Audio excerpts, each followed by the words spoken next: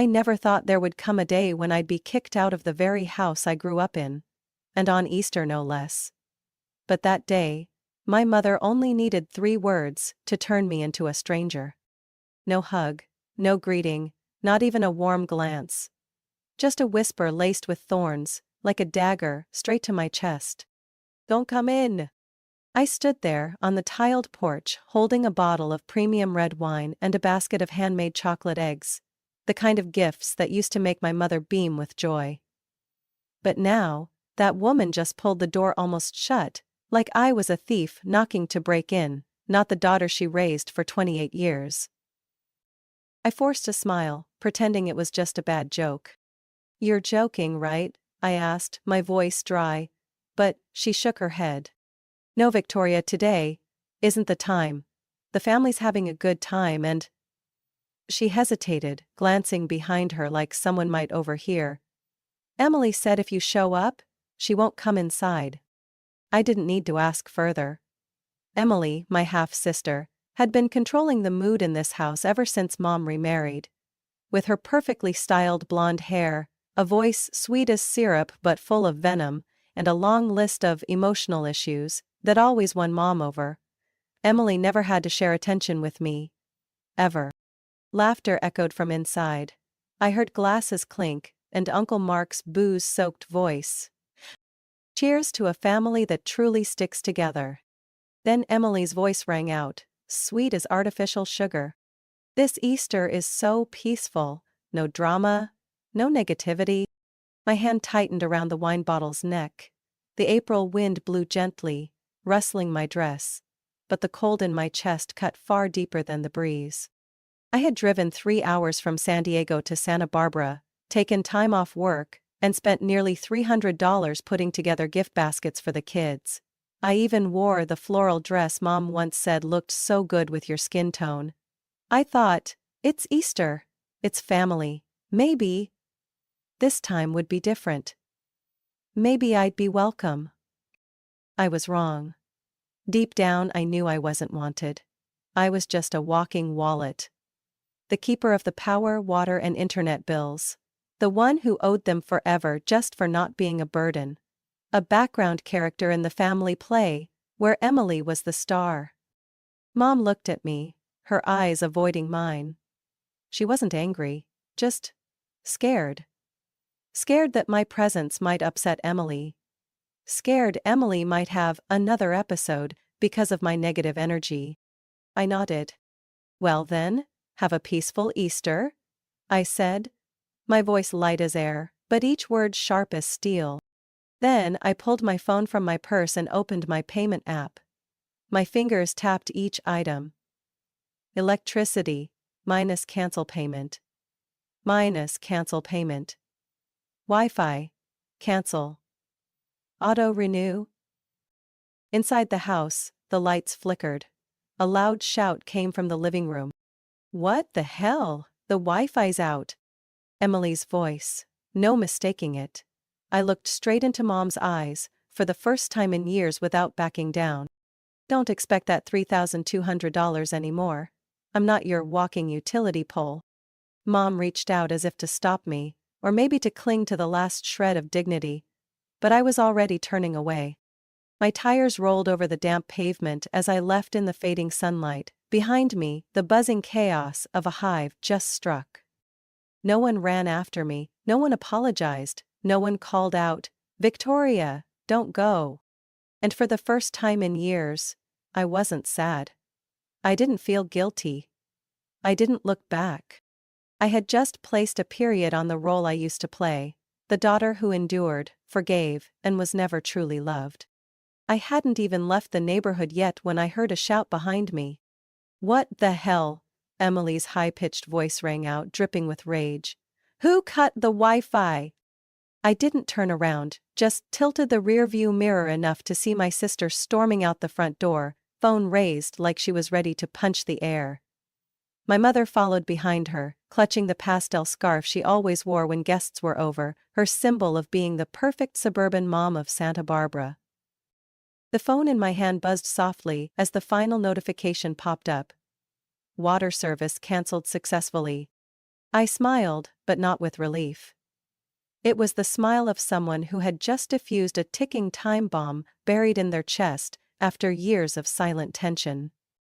Emily screamed again, louder this time. "This can't be happening? Why is everything shutting down?" I rolled down the car window as I drove slowly past the little alley in front of the house. "Ask someone who's actually in the house, Emily," I said loud enough for her to hear. "I'm just the ghost who got kicked out of the party." She spun around, her face bright red, gripping her phone like it might shatter in her hands. "Are you crazy? There are kids here. They're hunting eggs. How are they supposed to play without internet?" I shrugged. "Maybe you'll have to teach them how to play outside. Or, better yet, explain why Aunt Victoria wasn't invited this year." My mom stepped in, her voice trembling. "Victoria, you shouldn't do this. It's Easter. It's a day for family to be together." I laughed, this time dry as sand. "Are you seriously trying to lecture me about family values after slamming the door in my face?" I narrowed my eyes. "After letting Emily erase me from the guest list because of negative energy?" Mom opened her mouth like she wanted to explain, but no words came out. Another shout came from inside the house. "There's no water!" Uncle Mark's voice rang out, panicked. "Has anyone checked the meter?" I gently pressed the gas, starting to pull away from the driveway. But I didn't get far before a white SUV shot out of the garage and blocked the road. Emily stood in the middle of the path, hands on her hips, eyes blazing. "You don't have the right to do this, Victoria," she screamed. "That's Mom's house, it's where I live. You can't just destroy everything because you're throwing a tantrum." I didn't rush to get out of the car. Instead, I pulled out my phone again and scrolled to the streaming payment section. Netflix, Hulu, HBO Max. One by one, I tapped "Cancel Service." When I finished, I looked up. "You think I'm just throwing a tantrum? No, Emily." I opened the car door, stepped out, and stood tall in front of my sister, for the first time in years. "I canceled everything because I'm tired. Tired of always being backstage. Tired of being a talking wallet. And if you think I'm going to keep funding this while you and Mom treat me like the unwanted stepchild, then you're crazier than I am." Emily's mouth dropped open, but she had no argument. A child's wail came from inside the house.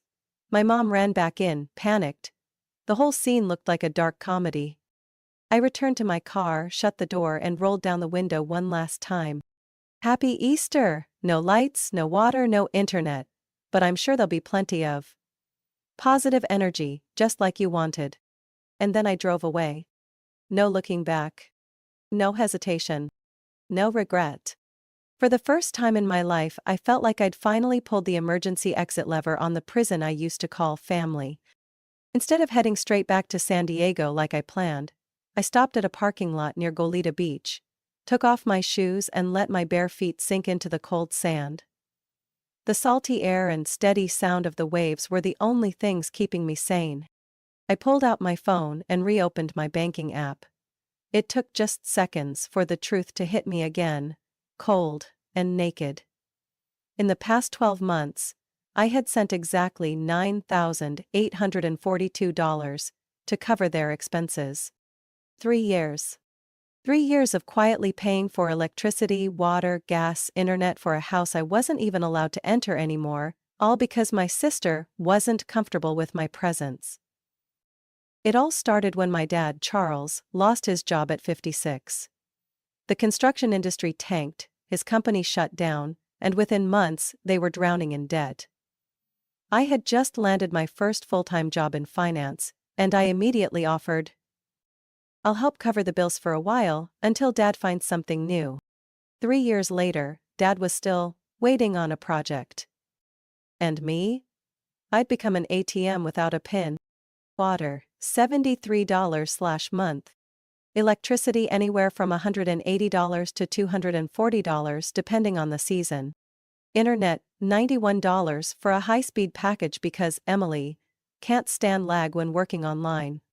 Add to that all the extras, family phone plan, streaming bundles, sometimes Amazon Prime, Disney Plus, Spotify Premium, and recently a Peloton no one even used.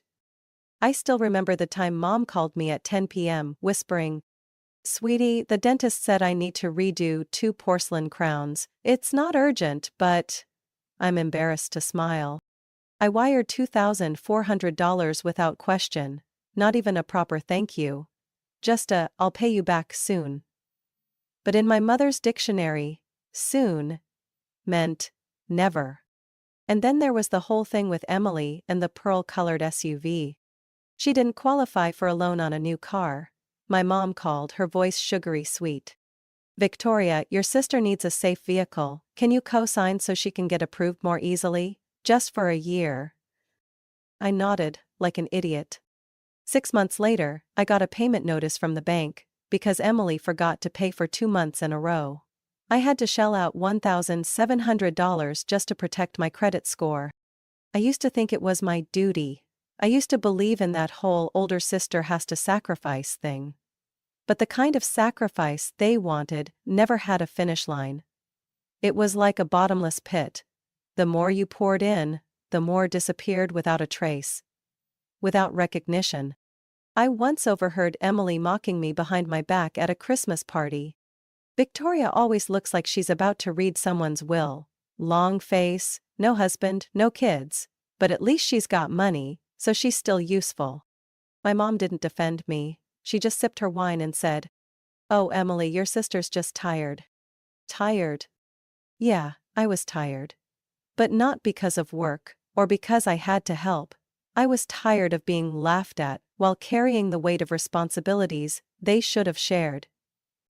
I once told Emily during a dinner at Olive Garden, "You know that 'lucky you don't have kids' comment you made?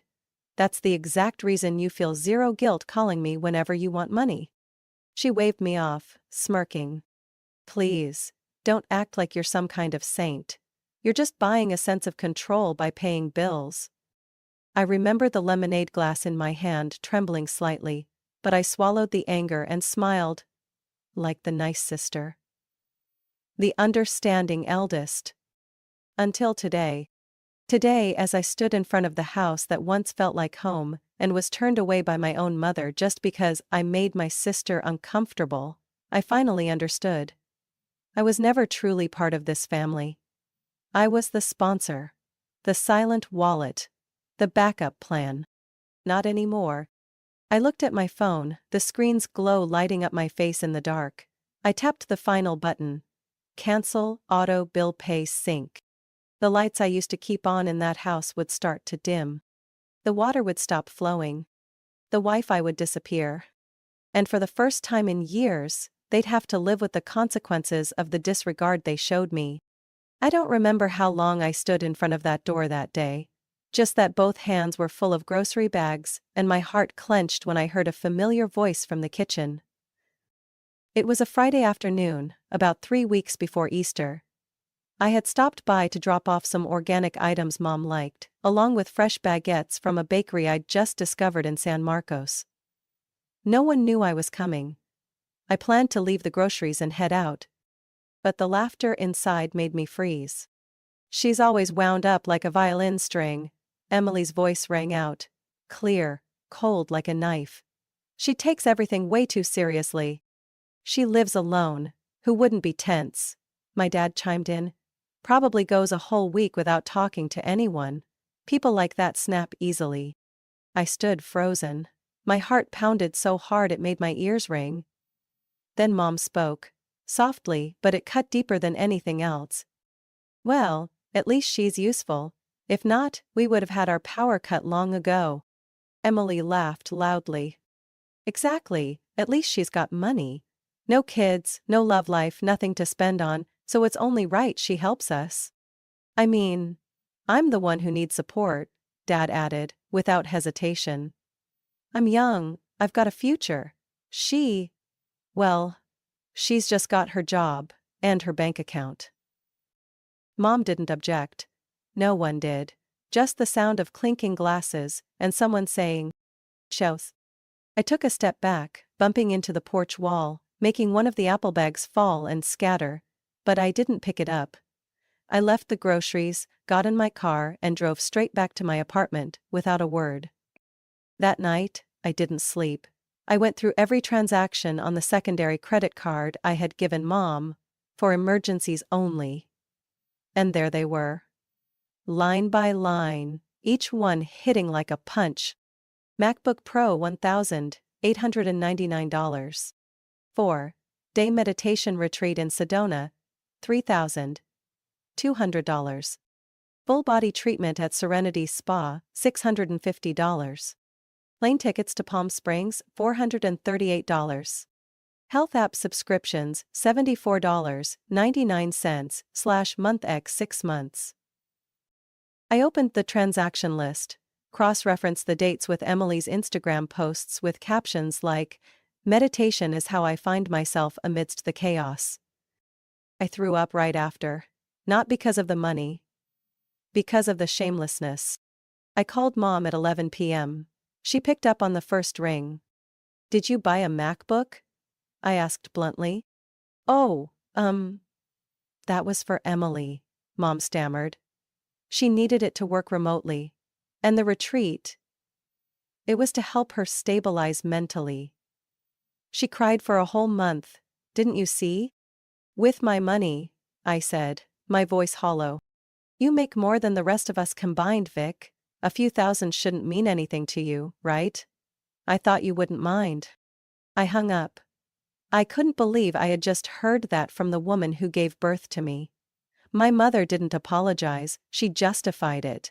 Like I was a bank, not her daughter. I didn't cry, I just felt empty. That night, I took a pair of scissors, cut the secondary credit card in half, and tossed it in the trash. But the cut inside me wasn't so easy to heal. At 6:17 p.m. the next evening, loud knocking slammed against my door. I was in the kitchen, pouring boiling water into a chamomile teacup, and nearly spilled the whole kettle. Looking through the peephole, I wasn't surprised. Mom, Dad, and Emily. All three of them crammed together in the third-floor hallway of my apartment building, their faces flushed. Out of anger, embarrassment, or humiliation in front of the neighbors? Maybe all of it. I didn't open the door right away. I let them knock a few more times. Just enough to stretch the tension. "Victoria, you're being ridiculous," my mom yelled, her voice at least an octave higher than normal. "We're living like it's the Stone Age," Dad bellowed from behind. Emily pounded on the door so hard I thought her hand would go straight through the wood. "Open up, or are you seriously letting the whole family go insane without Netflix or hot water?" I took a deep breath and opened the door. Just as Emily raised her hand to bang again, nearly stumbling inside. I kept the door halfway open, my expression ice cold. "Come in. But anyone who raises their voice over 3 decibels, I'm calling the cops," I said. No smile, no trembling. My small apartment instantly turned into a mini war zone. Mom started crying. Dad paced the room like a caged lion. And Emily, just as I expected, screamed. "Who do you think you are, the queen? You can't just cut everything off because your feelings are hurt." I gave a cold laugh, pulled my phone from my coat pocket and held up the screen. On it was the latest statement. Every charge, every auto payment. I'm not hurt. I'm used. And I just ended it. Dad grimaced. "It's not that big a deal, Vic. You're blowing this out of proportion. We relied on you a little." "But that's only because we trusted you, right?" "A little?" I raised an eyebrow. "Since you lost your job in 2020, I've paid over $26,000 just to keep the lights on. Mom goes to the spa, Emily to retreats, and everyone uses my card without even asking. That's your idea of a little?" Mom's voice cracked. "Victoria, you know I didn't mean to." "No, you just assumed I'd never say no. You're used to it." I cut her off, firm. Emily stepped forward, her eyes blazing. "So what now? You want us to get on our knees and beg?" I placed my phone on the table. Pulled a stack of papers from my document folder. "No need to kneel, just sign," I said, setting them down in front of Emily. "The lease transfer for your pearl-colored SUV. You have 30 days to move it out of my name. After that, I'm notifying the lender to freeze the account. Emily turned pale. You've got to be kidding. I don't qualify for a loan on my own. Not my problem. I tried to help you. You used that to treat me like a fool. I turned to Mom. Netflix, Spotify, Amazon Prime, all streaming accounts I've stopped renewing. Don't bother trying to log in. Tomorrow night, I'll reset every password and remove all devices. Dad slammed his hand on the table. Are you punishing your own family? I looked straight at him. I didn't blink. It's not punishment, it's liberation. It's not that I don't love you. I just won't let myself be used anymore. The room went silent, a heavy kind of silence, like something was about to crack. I thought Mom would say something, an apology, a moment of remorse. But no. You'll regret this, she whispered, tears falling silently. Family isn't something you can switch on and off like a light. I nodded. Yes, but self-respect does, and today I turned it on. Emily walked out first without saying a word. She slammed into the doorframe on her way out, leaving behind a sharp, echoing thud. Mom followed, eyes red, never once looking at me. Dad was the last. He stood there for a long moment, then shook his head. You're pushing yourself away from everyone. When the day comes that you need someone, no one will be there. I closed the door behind him. Better that than keep living around people who only need me when my wallet's full. And then I locked the bolt. Separated myself from them. No more bells. No more guilt. No more burden called filial duty. After the three of them left my apartment like a small storm that had lost its wind, I waited for something. Maybe a call, a message, even just an email titled, "We need to talk." But there was nothing, no phone call, no message, no knock at the door. Complete silence. Strangely, it didn't make me feel lonely. On the contrary, I felt lighter. As if, after all these years, the space I lived in was finally mine, no longer covered in demands, accusatory tones, or the haunting smell of invisible responsibility. 3 days after the confrontation, I opened Instagram to post a photo of the latte I made myself. Right at the top was Emily's story. Black background, white text, her classic passive-aggressive tactic. Some people will leave you when you need them most, but God sees everything, and karma is real. Underneath was a broken heart emoji, followed by the hashtag, family betrayal. I didn't like it. Didn't reply. I didn't need to. I took a screenshot, then exited the app like tossing an old bill into a fire.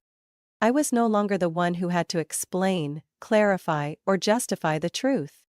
2 days later, something truly unexpected happened. An email from Kelly, the wife of my cousin Ben, whom I rarely kept in touch with.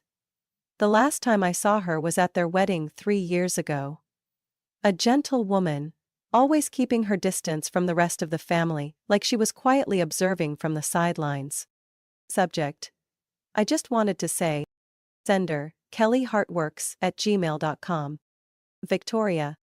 I know this might surprise you. I saw everything at the Easter gathering. From beginning to end. I was in the corner of the kitchen when your mom turned you away, and I saw the look in your eyes when Emily said those things. I just wanted to say, thank you. No one in this family has ever stood up like that. Dared to cut ties. Dared to say enough. I always thought I was weak for staying silent, but you made me realize that not pushing back isn't grace. It's erasing yourself. You didn't deserve to be treated that way.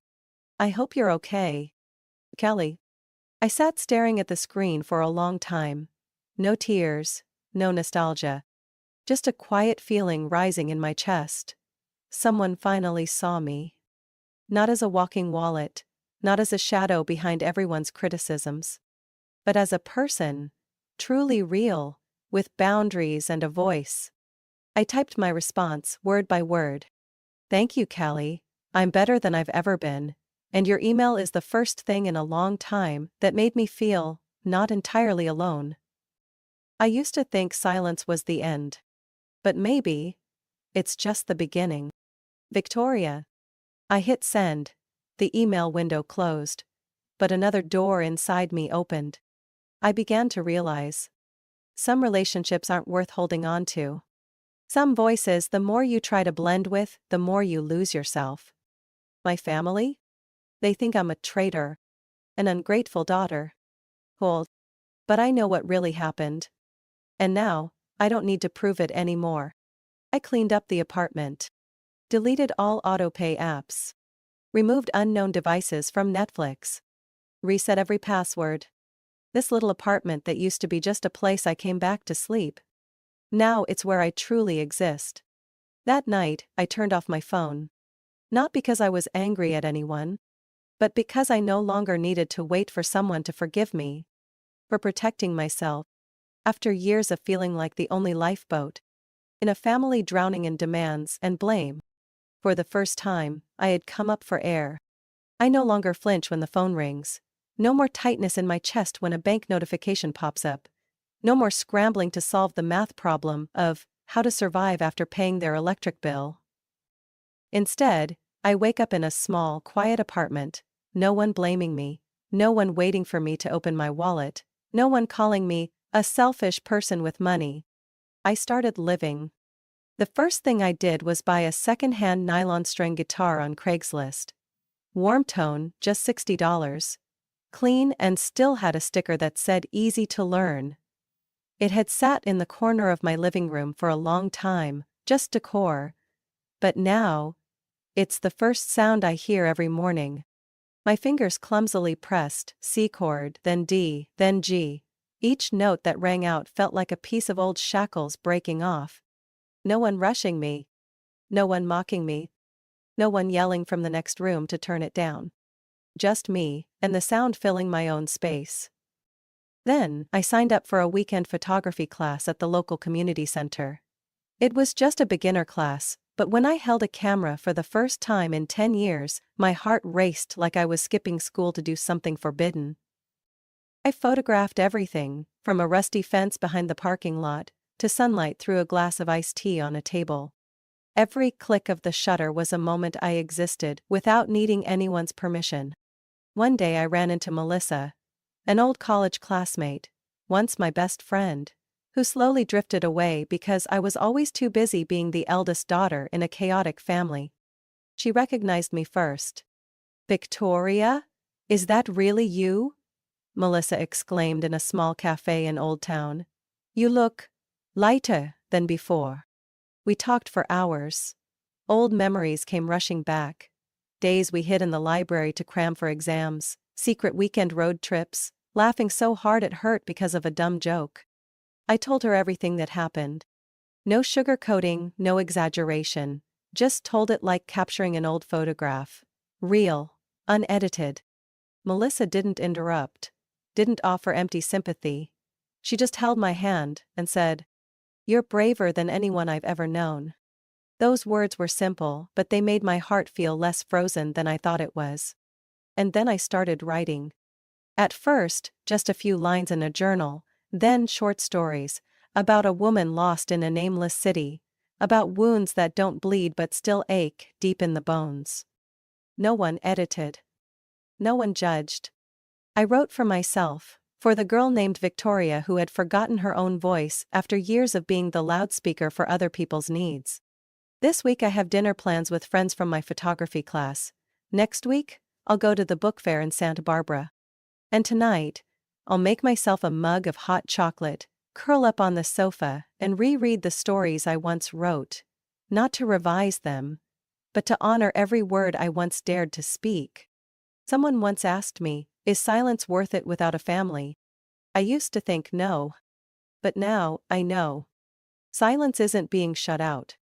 Silence is a gift I gave myself after too many years of living in other people's noise. I'm no longer a victim. I'm not anyone's savior. I'm no longer defined by how many bills I've paid. I am Victoria, 28 years old, living in my own little apartment. Learning guitar, learning photography, writing stories, and smiling at life.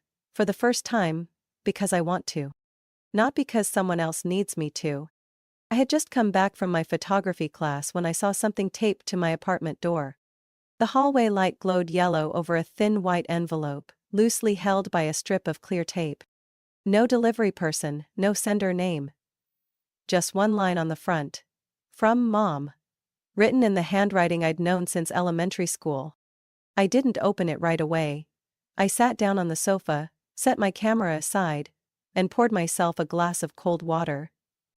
It wasn't until the sky turned fully dark, and the city lights cast shadows on my wall, that I slowly pulled out the thin paper, folded in thirds. Victoria? I don't know where to begin, and I don't know if you'll even read this letter. But I want you to remember that no matter how angry you are, no matter how far you choose to go from us, you are still my daughter. Even if you forget that. I never will. I've made many mistakes. Maybe I relied on you too much. Maybe I didn't protect you from Emily's harsh words. But I'm your mother. I'm not perfect, but I love you. Your father doesn't fully understand. And Emily, she's still young, she doesn't know how to express herself. But I believe, deep down, everyone knows how important you are. The house hasn't been the same since you left. The water line broke, Wi-Fi went out, everything's been a mess.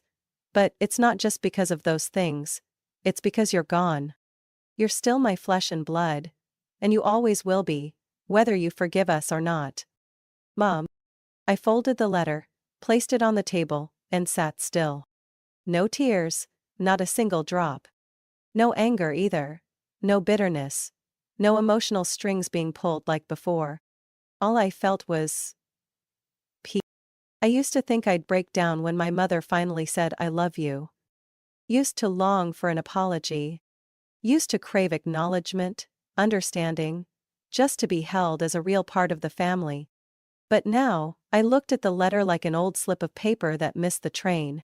It came too late. It no longer mattered. Because I no longer stood at that platform. I don't need those words to live. Don't need a handwritten letter to exist.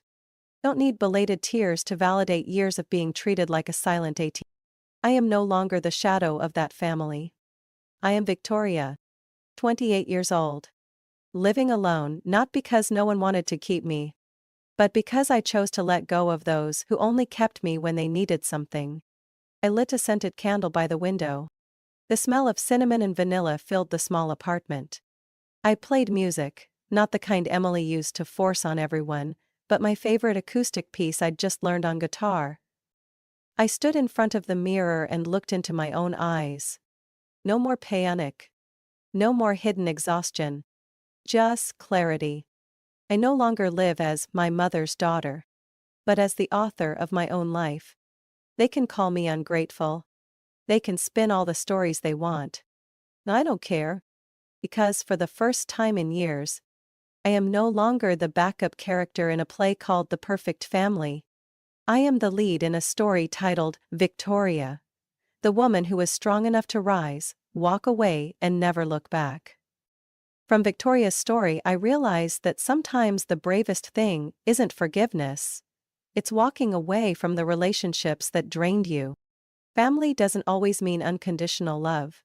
Sometimes, staying true to your own worth means daring to say enough, and choosing peace instead. Setting boundaries isn't betrayal, it's survival, for a soul that's been too tired from loving and enduring at the same time. What do you think about Victoria's decision? Was she too harsh, or was it necessary for her to truly live? Share your thoughts below. And don't forget to follow the channel for more powerful family stories to come.